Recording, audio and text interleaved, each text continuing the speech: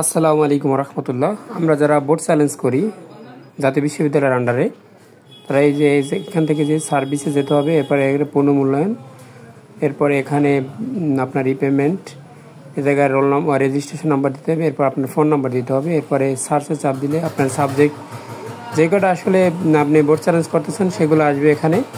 এরপর এখান থেকে একটা সিলেক্ট করবেন যে এটা আপনার দরকার, এরপরে সাবমিটে ক্লিক করবেন। সাবমিটে ক্লিক করার পরে দেখতে পাবেন যে পরবর্তী গেটওয়ে চলে আসবে। এরপরে এখানে অনলাইন পেমেন্ট দিবেন, যেটা আপনি মোবাইল থেকে বিকাশের মাধ্যমে দিতে পারবেন। এরপরে হচ্ছে বিকাশ, এরপরে হচ্ছে আপনি বিকাশ নাম্বার দিবেন। বিকাশ নাম্বার দেওয়ার পরে এখানে একটা কনফার্মেশন কোড যাবে আপনার বিকাশ অ্যাকাউন্টে। বিকাশ অ্যাকাউন্ট থেকে আপনার কনফার্মেশন যে 6 ডিজিটের কোড, এই কোডটা দিয়ে দেওয়ার পরে আপনার ফোনে আপনি কনফার্ম করে দিবেন। এরপর পিন নাম্বারটা দিয়ে দিবেন। পিন নাম্বারটা দিয়ে দেওয়ার পরে আবার কনফার্ম করে দিতে হবে। এরপরে কয়েক সেকেন্ড অপেক্ষা করতে হবে। এরপর দেখবেন পেমেন্ট সাকসেসফুল, তার মানে আবেদন হয়ে গেছে।